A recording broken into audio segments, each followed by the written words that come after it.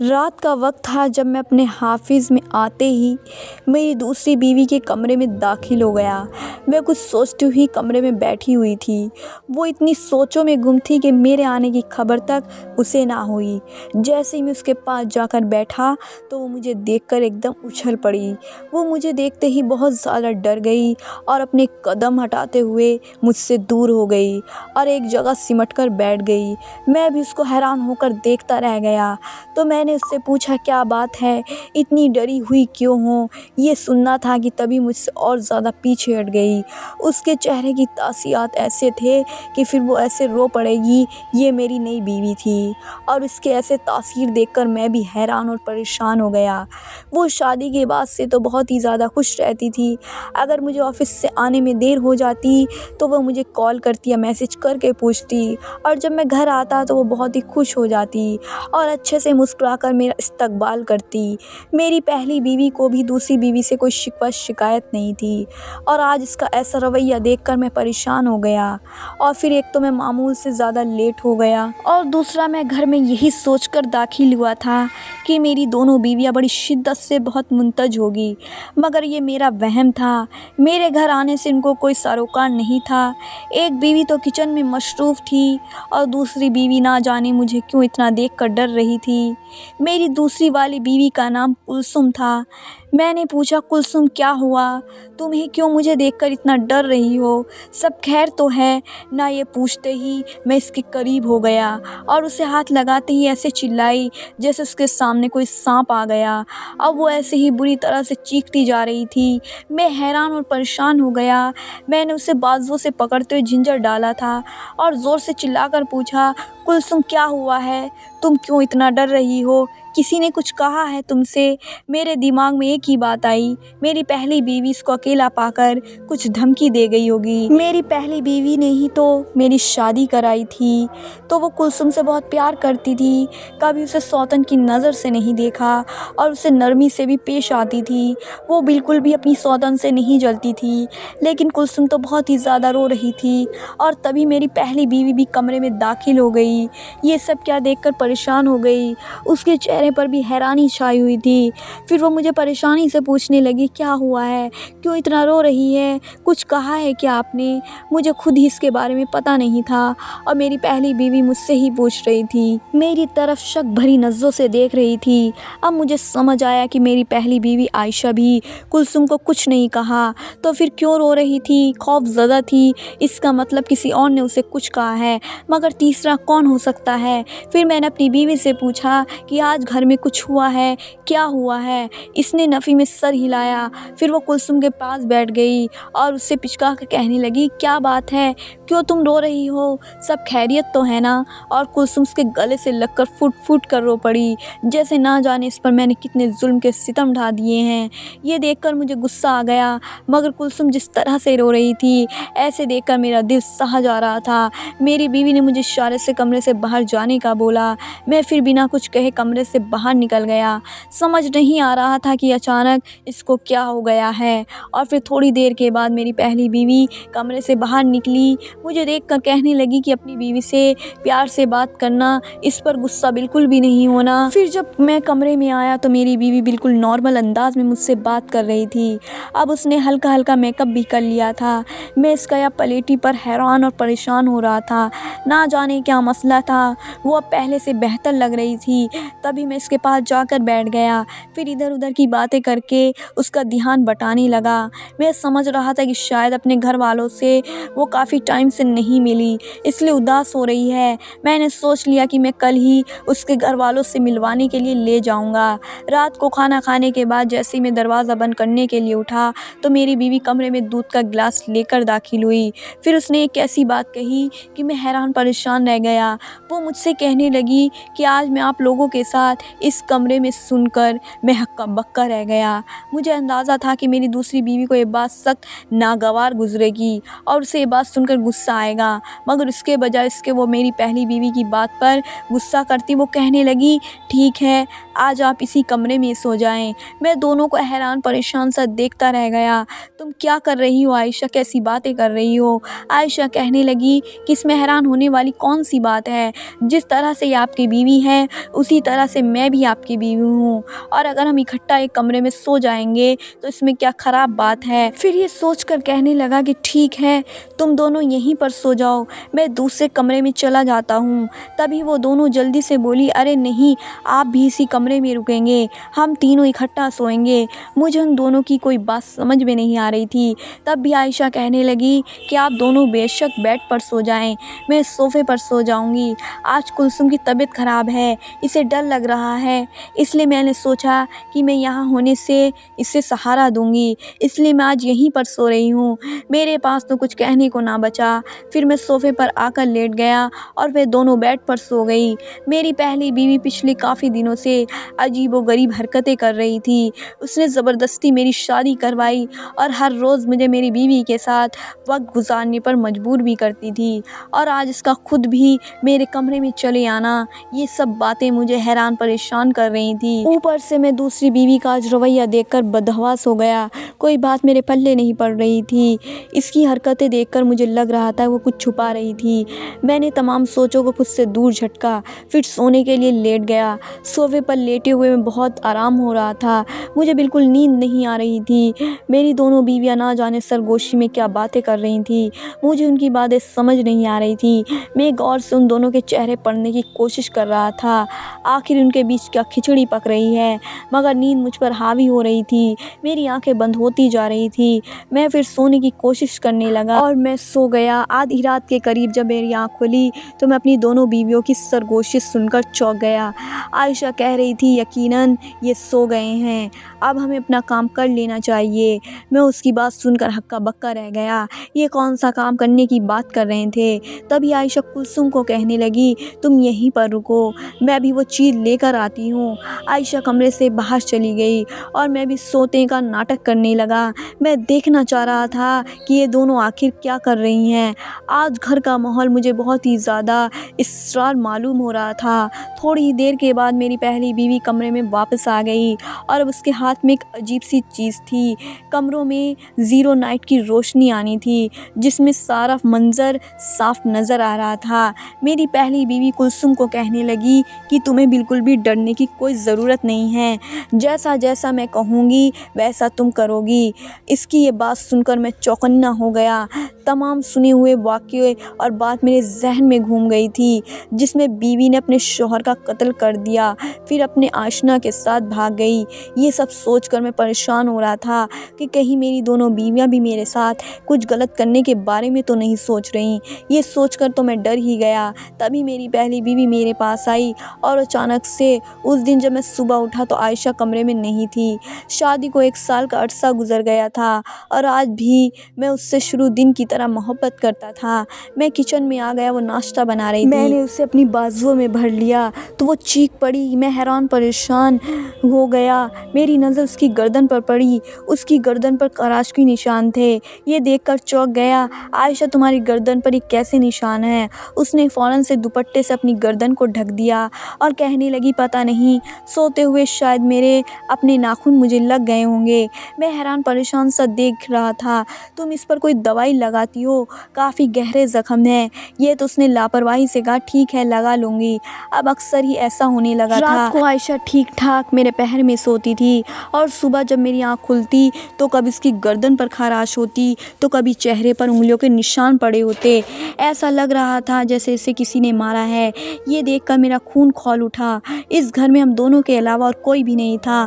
اب میں سچ مچ میں پریشان ہو گیا تھا، نہ جانے کیا مسئلہ ہے۔ اس دن جب میں صبح اٹھا تو میری بیوی بے عزت پڑی ہوئی تھی۔ میں نیند سے جگانے کی کوشش کر رہا تھا مگر اسے ہوش نہیں آ رہا تھا۔ تبھی میں اسے اٹھا کر ہاسپٹل لے گیا۔ ڈاکٹر کہنے لگے کہ کسی صدمے کی وجہ سے بے ہوش ہو گئی ہیں، اب کوشش کیا کریں کہ انہیں خوش رکھیں، ورنہ بعض اوقات ایسے صدمہ انسان کی جان بھی لے سکتا ہے۔ ڈاکٹر کی بات سن کر میں ہکا بکا رہ گیا۔ بھلا میری بیوی کو کیا صدمہ تھا؟ کچھ ٹائم پہلے تو ہم دونوں کی محبت کی شادی ہوئی تھی، ہم دونوں ایک دوسرے کے بغیر رہ بھی نہیں سکتے تھے۔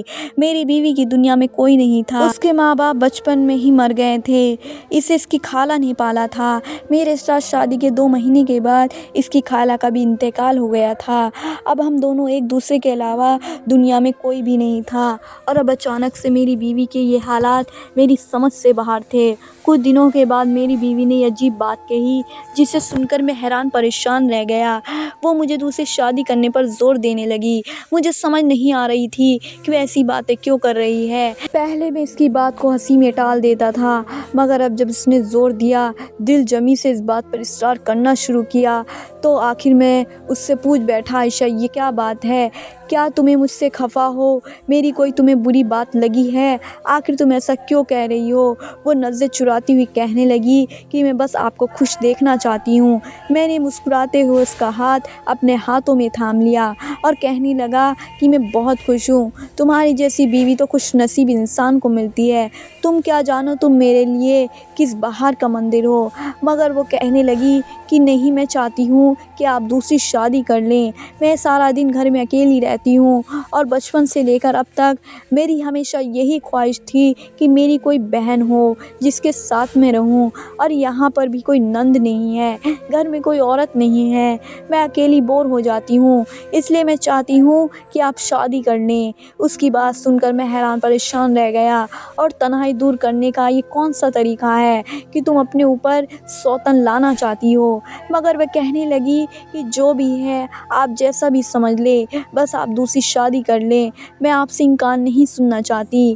میں اپنا سر پکڑ کر بیٹھ گیا۔ عائشہ تم کہیں پاگل تو نہیں ہو گئی ہو؟ تم کیسی باتیں کر رہی ہو؟ میں کیوں دوسری شادی کروں جبکہ میں تمہیں پسند کرتا ہوں، تمہارے ساتھ بہت خوش ہوں، اور اگر تمہیں تنہائی ستاتی ہے تو اللہ سے دعا کرو، اللہ تعالیٰ جلدی ہی ہمیں اولاد کی نعمت سے بھی نواز دے گا، اس طرح تمہاری تنہائی بھی دور ہو جائے گی۔ مگر اس نے نہ ہاں میں نہ بدلی، روز روز ایک ہی ٹکرا کر آخر میں اس کے آگے ہار مان گیا، اور کہنے لگا کہ ٹھیک ہے، کروا دو میری شادی جس سے بھی کروانی ہے۔ اور وہ تو جیسے تیار بیٹھی تھی، اس نے رشتہ کروانے والی عورت کو میری دوسری شادی کا کہہ دیا۔ وہ عورت بھی حیران پریشان رہ گئی۔ بی بی جی، آپ پاگل تو نہیں ہو گئی ہو؟ آپ اپنے ہی پاؤں پہ کلہاڑی مار رہی ہو؟ کون سی ایسی عورت ہوگی دنیا میں جو خود اپنے شوہر کی دوسری شادی کروائے گی، وہ بھی اپنی شادی کے محض 1 سال کے بعد؟ مگر میری بیوی نے کسی کی بھی نہ سنی، اس نے میری دوسری شادی کروا کر ہی دم لیا۔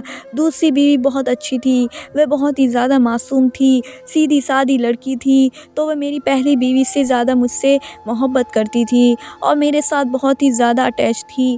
میں سمجھتا تھا کہ شادی کے بعد عائشہ کو اپنی غلطی کا احساس ہو جائے گا، وہ اس بات پر پچھتائے گی کہ اس نے مجھے خود اپنے ہاتھوں سے دور کر دیا ہے، مگر ایسا نہیں ہوا تھا۔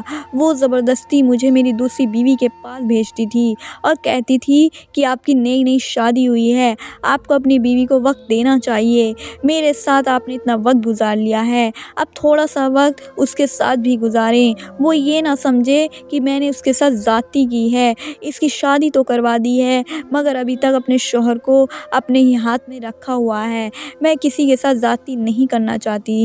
اس کی لمبی چوڑی باتیں سن کر میں چپ ہو جاتا۔ یوں بھی مجھے کوئی مسئلہ نہیں تھا، وہ دونوں آپس میں اتفاق سے رہتی تھی، اور بہت محبت سے ایک دوسرے کے ساتھ پیش آتی تھی۔ اچانک سے میری دوسری بیوی کا ایک دم خوف زدہ ہونا، اور آدھی رات کو جب میری پہلی بیوی میرے پاس آئی تو میں فوراً اٹھ کر بیٹھ گیا، اور اس کا وہ ہاتھ جو میری طرف بڑھا ہوا تھا، اسے میں نے پکڑ لیا۔ جب اس کے ہاتھ کی طرف دیکھا تو میں ہکا بکا رہ گیا۔ اس کے ہاتھ میں عجیب سی جڑی بوٹی تھی۔ عائشہ یہ کیا ہے؟ مجھے جاگتا دیکھ کر وہ گھڑبڑا گئی اور کہنے لگی کچھ نہیں، یہ بس میں اپنے لیے ایک حکیم سے لے کر آئی تھی، اکثر مجھے پیٹ میں درد رہتا ہے، اسی وجہ سے۔ اس کی بات مجھے سمجھ نہیں آئی۔ کیا مطلب اس بات کا پیٹ میں درد رہتا ہے؟ تمہیں کسی اچھے ڈاکٹر کو دکھانا چاہیے، میں تمہیں ڈاکٹر کے پاس لے کر جاتا ہوں، یہ تم حکیم کے چکر میں کب سے پڑنے لگی ہو؟ اب تو وہ بری طرح سے گھبرا گئی، مجھے کہنے لگی کہ ٹھیک ہے، آئندہ میں حکیم کے پاس نہیں جاؤں گی، اب آپ کیا سوچ رہے ہو، آرام کرو۔ وہ جلدی وہاں سے ہٹ گئی، اور اس کے بعد نہ جانے اس نے جڑی بوٹی وہ کہاں پھینک دی، مجھے وہ نہیں ملی۔ اس کے بعد میری بیوی اٹھ کر اپنے کمرے میں چلی چلی گئی اور میں اپنا سر پکڑ کر رہ گیا۔ یہ دونوں آخر کیا کر رہے ہیں؟ اگر اسے حکیم نے یہ جڑی بوٹی دی تھی تو اس کو وہ اپنے لیے استعمال کرتی۔ وہ بھلا یہ جڑی بوٹی آدھی رات کو اٹھا کر میرے پاس کیوں آئی تھی؟ مجھے کچھ سمجھ نہیں آ رہی تھی میں کیا کروں۔ میں ذہنی طور پر بہت الجھ گیا تھا۔ مجھے میری بیوی کی حرکتیں کچھ عجیب لگ رہی تھی۔ اس کی گردن پر، اس کے چہرے پر، اس کے جسم پر زخموں کے نشان ہوتے تھے تو کبھی اس کے ہاتھ میں جڑی بوٹی۔ سمجھ نہیں آ رہا تھا آخر وہ کرنا کیا چاہتی ہے۔ اگلے دن جب میں اٹھا تو میری بیوی نارمل تھی اور پھر کچھ دن تک وہ مجھ سے نارمل انداز میں ہی بات کر رہی تھی۔ اس کا وہ ڈر خوف سو گیا تھا اور اب وہ پہلے کی طرح ہنسی خوشی میرے ساتھ رہنے لگی تھی۔ ایک دن جب میں صبح اٹھ کر سو کر اٹھا تو میں ڈر گیا۔ میری دوسری بیوی کا بہت برا حال تھا۔ وہ بے تحاشا زخمی حالت میں پڑی ہوئی تھی۔ میں بری طرح سے ڈر گیا۔ اب اسے کیا ہوا ہے؟ کمرے کا دروازہ اندر سے بند تھا۔ کمرے میں کوئی کیسے آ سکتا تھا؟ اس کے علاوہ کمرے میں آنے جانے کا کوئی راستہ نہیں تھا۔ میں فوراً سے اپنی پہلی بیوی کو لے کر اسے ہاسپٹل میں پہنچ گیا۔ میری پہلی بیوی بہت غصے میں تھی، پریشان تھی۔ وہ بار بار مجھے خونی نظروں سے دیکھ رہی تھی۔ میں اسے بتا کے تھک گیا کہ میرا اس سب سے کوئی تعلق نہیں ہے۔ میں نہیں جانتا کہ اسے کیا ہوا ہے۔ میری بیوی بالکل خاموش تھی۔ اس نے مجھے کچھ بھی نہیں کہا اور میری دوسری بیوی کی حالت بہت خراب تھی۔ ڈاکٹر کہنے لگا کسی نے اس کے ساتھ جانوروں کی طرح سلوک کیا ہے، اس کو بہت بری طرح سے مارا ہے۔ لڑکی کی حالت بہت زیادہ خراب ہے۔ کتنے دن تک وہ ہاسپٹل میں ہی ایڈمٹ رہی تھی اور میری بیوی اس کے پاس رہی تھی۔ یوں میں ہاسپٹل سے گھر میں چکر لگاتے ہوئے پریشان ہو گیا تھا، تھک گیا تھا، سمجھ نہیں آ رہا تھا یہ سب کیا ہے۔ اس دن جب شام کو آفس میں جب میں گھر آیا تو میری پہلی بیوی گھر میں موجود تھی، جبکہ دوسری بیوی کے بارے میں اس نے بتایا کہ وہ اپنی ماں باپ کے گھر میں گئی ہے، اب وہیں پر کچھ دن رہے گی۔ اپنی بیوی کی بات سن کر میں خاموش ہو گیا۔ میری پہلی بیوی اس دن مجھ سے ناراض تھی۔ میں اسے اپنی صفائی دے دے کر تھک چکا تھا، مگر نہ جانے کیوں اس نے میری بات پر یقین نہیں آ رہا تھا۔ رات کا وقت تھا، سوتے ہوئے اچانک سے میری آنکھ کھلی تو میری بیوی کمرے میں موجود نہیں تھی۔ یہ دیکھ کر تو میں پریشان ہی ہو گیا تھا، میری بیوی کہاں چلی گئی ہے؟ میں کمرے سے باہر نکل کر آیا، جب دیکھا تو وہ دوسرے کمرے میں سو رہی تھی۔ میں حیران سا رہ گیا اور پوچھا کہ رات کو اٹھ کر تم یہاں پر کیوں آ گئی ہو؟ ایک پل کو وہ مجھے دیکھ کر ڈر گئی اور کہنے لگی کہ مجھے اس کمرے میں نیند نہیں آ رہی تھی، اس لیے میں اس کمرے میں آ کر سو گئی ہوں۔ میں خاموشی سے اسے دیکھتا رہ گیا، پھر کچھ بھی کہے بغیر اپنے کمرے میں واپس آ گیا۔ دوسری بیوی کو گئے ہوئے کافی ٹائم ہو گیا تھا، وہ ابھی تک واپس نہیں آئی تھی۔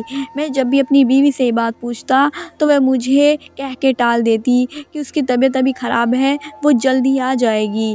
اسی دن میں حیران پریشان رہ گیا جب مجھے کورٹ سے ایک لیٹر آیا، میری دوسری بیوی نے خلا کا کیس دائر کر لیا ہے۔ یہ خبر میرے لیے حیران تھی۔ میں اسی وقت سیدھا گھر آیا، جب یہ بات اپنی بیوی کو بتائی تو وہ کہنے لگی کہ یہ تو ہونا ہی تھا، مجھے اندازہ نہیں تھا کہ وہ اتنی جلدی ایک کام کرے گی۔ میں تو حیرت سے پاگل ہونے لگا تھا۔ میں اپنی بیوی کو کہا کہ خدا کے لیے مجھے بتاؤ کہ آخر معاملہ کیا ہے، اسے ہوا کیا تھا، اور وہ میرے ساتھ خوش رہ رہی تھی، اس نے اب خلا کا کیس کیوں دائر کیا ہے؟ میری بیوی نے گہری سانس لی اور کہنے لگی کہ دراصل وہ بیچاری بھی کیا کرے، غلطی اس کی نہیں ہے، غلطی میری ہے۔ میں نے اسے ساری حقیقت سے علم رکھا، اگر اسے پہلے حقیقت بتاتی تو یہ سب کچھ نہ ہوتا۔ اپنی بیوی کی بات سن کر مجھے لگا میں پاگل ہو جاؤں گا، نہ جانے کیوں وہ میرے ساتھ کسوٹی کھیل رہی تھی۔ عائشہ آخر تم مجھے سیدھی طرح بتا کیوں نہیں دیتی کہ مسئلہ کیا ہے؟ شاید اسے میری بے بسی پر ترس آ گیا، مگر پھر جو کچھ اس نے مجھے بتایا وہ سن کر مجھے اپنے کانوں پر یقین نہیں آ رہا تھا۔ عائشہ کہنے لگی کہ آپ کو ایک نفسیاتی بیماری ہے، سوتے وقت آپ کی طبیعت اچانک سے خراب ہو جاتی ہے، آپ بالکل جنگلی بن جاتے ہیں اور بری طرح سے مارنے لگتے ہیں۔ میں اس سب سے تنگ آ گئی تھی، اس لیے میں نے آپ کی دوسری شادی کروائی تھی، مگر افسوس کہ وہ لڑکی جلد ہی ہمت ہار گئی اور مجھے دوبارہ سے آپ کے ظلم ستم سہنے کے لیے چھوڑ گئی۔ اپنی بیوی کی بات پر مجھے یقین نہیں آ رہا تھا۔ یہ تم کیا کہہ رہی ہو؟ میں ایسا کیسے کر سکتا ہوں؟ میں پاگل نہیں ہوں، میں نارمل انسان ہوں۔ وہ میرا ہاتھ پکڑ کر کہنے لگی کہ آپ پاگل نہیں ہیں، بس آپ کو نفسیاتی مسئلہ ہے، اور مجھے پتا تھا کہ آپ اس بات پر یقین نہیں کریں گے۔ میں نے ڈاکٹر سے اس بارے میں پوچھا تھا تو وہ کہنے لگے کہ اگر آپ کی دوسری شادی کروا دی جائے تو آپ ٹھیک ہو جائیں گے، اور پھر میں نے ایک حکیم کو یہ مسئلہ بتایا تو اس نے کہا کہ اگر अगर आपको सोते हुए जड़ी बूटी सुंघा दी जाए तो आप ठीक हो जाएंगे। और यही बात मैं आपको दूसरी बीवी को समझा रही थी, तभी आपकी आँख खुल गई थी। कुछ दिन तक तो आप ठीक रहे, मगर फिर अचानक से आप उसके साथ यही सब करने लगे थे, जिसकी वजह से वह डर गई थी। मैंने उसे बहुत मुश्किल से यहाँ पर रखा था, मगर अब जब उसकी हालत अपनी ज़्यादा ख़राब कर दी तो वह डर की वजह से यहाँ से चली गई। मैंने अपना सिर पकड़ लिया, तुम ये बात मुझे पहले बता देती, मेरी दूसरी शादी करवाने की क्या ज़रूरत थी। अब मेरी बीवी ने शर्मिंदगी से सर झुका लिया और कहने लगी कि मैं गलती थी, मैंने एक और लड़की की ज़िंदगी ख़राब कर दी। बस मुझे डॉक्टर ने जैसा कहा मैंने वैसा ही कर दिया। उसके बाद मैं डॉक्टर के पास गया और जब उसे अपना चेकअप करवाया तो डॉक्टर ने भी मुझे वही बताया जो मेरी बीवी ने कहा था, मगर उसका कहना था कि मेरी ये बीमारी हाई स्टेज पर है, ये काफ़ी सारे लोगों के साथ मसला है और इसका इलाज मुमकिन है। 6 माह तक मैंने मुसलसल डॉक्टर से इलाज करवाया और उसके बाद मैं बिल्कुल ठीक ठाक हो गया। जब मैं अपनी दूसरी बीवी को लेने के लिए गया तो वह बहुत ज़्यादा डर रही थी, वो किसी तरह से भी मेरे साथ आने के लिए तैयार नहीं थी। ऐसे में मजबूरन फिर मुझे उसे तलाक देनी पड़ी थी। अब मेरी पहली बीवी मेरे साथ बहुत खुश थी, क्योंकि अब मैं ज़हनी हालात पर बिल्कुल ठीक हो गया था। अब अल्लाह पाक ने हमें 2 जुड़वा बच्चे भी दे दिए थे, जिनके साथ मेरी बीवी बहल गई। मेरी पहली बीवी ने मेरा साथ बहुत दिया, हालांकि मैं अनजाने में उसको मारता था, उस पर तशद्दुद करता था, लेकिन फिर भी वह सब बर्दाश्त करती रही। जब हकीकत मुझ पर मालूम हुई तो उसने फिर भी मेरा साथ नहीं छोड़ा, मेरा इलाज करवाया, मुझे हौसला दिया।